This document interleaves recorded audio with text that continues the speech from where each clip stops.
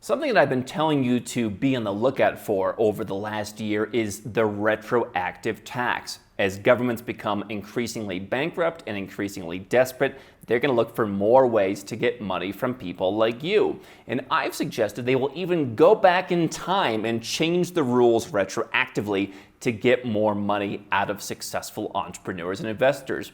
I'm going to give you some of the latest examples of exactly why I think this could happen.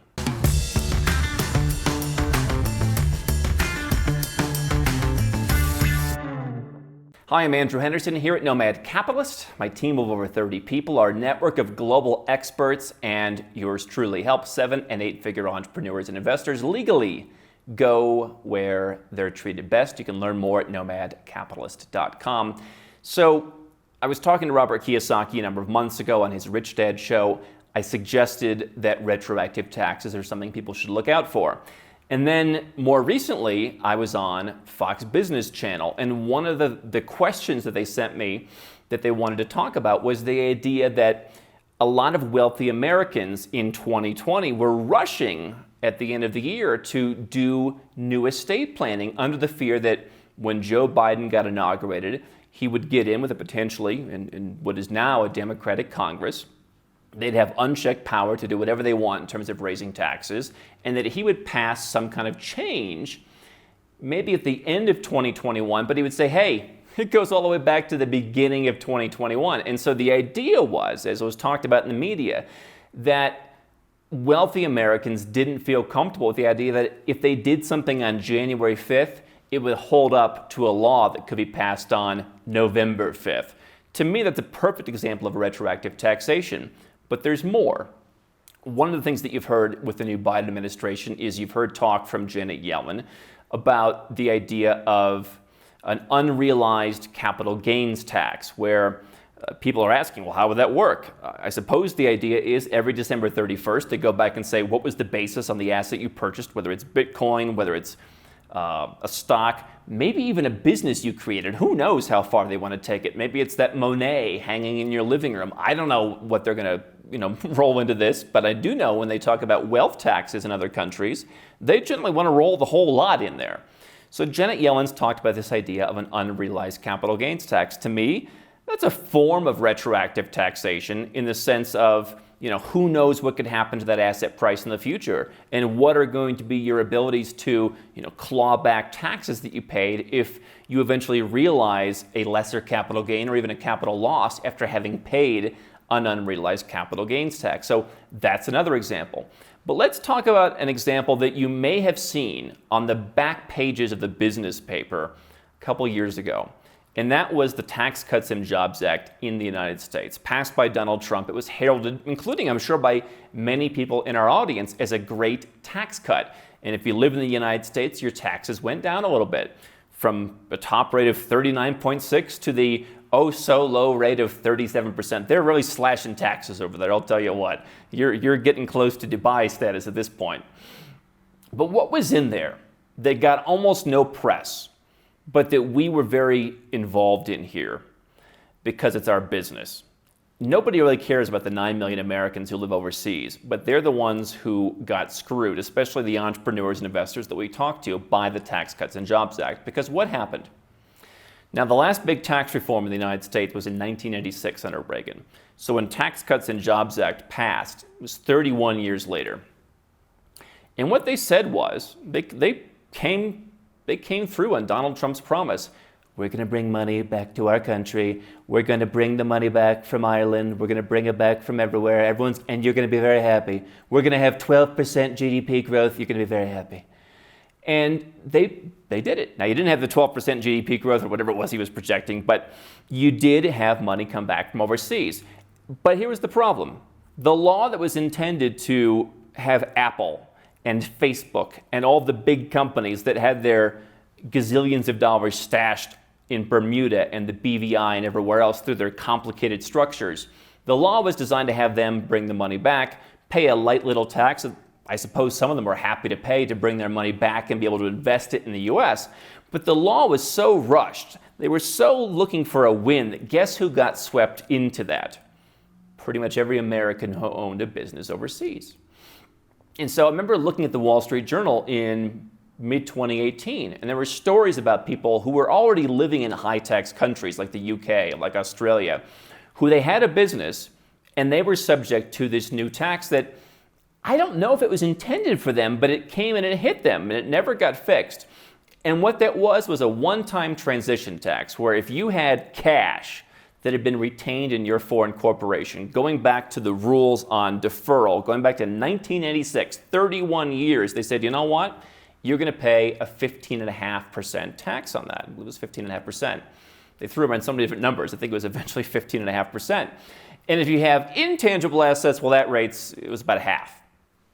And so imagine, let's just say that you started a business overseas, whether in a high-tax country like Australia, as I've talked to people from, and as the article in the Wall Street Journal mentioned, or the UK also mentioned the article, or whether you were in a tax haven. Maybe you just lived overseas as an American, you had a company in the BVI or Seychelles or whatever, and you'd been running this company for 3 decades, and you've been following the rules, which is foreign earned income exclusion. You get to take, whatever it is, $70,000, $80,000, $90,000, $100,000 over the years. That's your salary. And then above that, you can run this business. There's a number of rules about what qualifies for a business if you're an American overseas. You can't just have a one-man shop. There's lots of rules.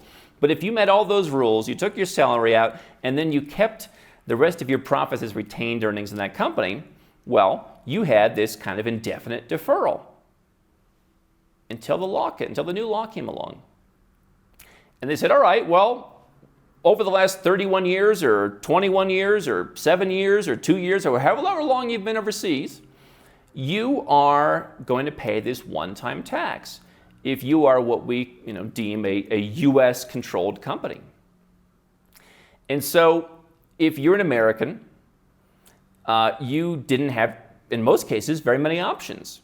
You had a law that passed very quickly, and basically they were able to go back up to 31 years and say, whatever you were doing, whatever you saved under the old rules, did we mean the old rule? This is the new rule. This is the new rule. Yeah, so just give us 15% of your money. Just, sit it in, please. And they made it so you could have a payment plan, and they, and so many of the accountants were going, oh, it's so generous. They're going to let you pay the money that they told you didn't have to pay in installments. And basically, let's say you had $1 million. It's $150,000 retroactive tax. Let's say you'd run a big company for a number of years. You saved up $10 million. You've been playing by the rules. As an American, you did not have full use of that money. You couldn't just take it out and buy a speedboat, right? So you were already at a disadvantage from the use of that money compared to, let's say, a Canadian who just, moved overseas and started playing by the rules wherever they lived. But you always had that citizenship-based taxation, and you said, all right, I'll go along with that.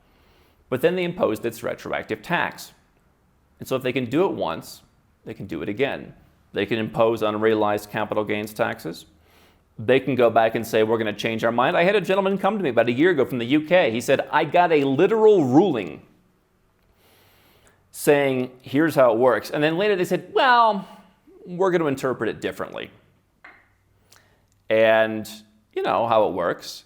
You can go to court in some of these cases. You're going against the government. Judge works for the government. Sometimes in Western society, the judge does actually rule against the government, but not that often. And so if they can do these things, if Western countries, whether it's the US, the UK, or others, can go back in time and said, hey, we told you these rules, but now we changed our mind, and you owe us some money. Why won't they do it again?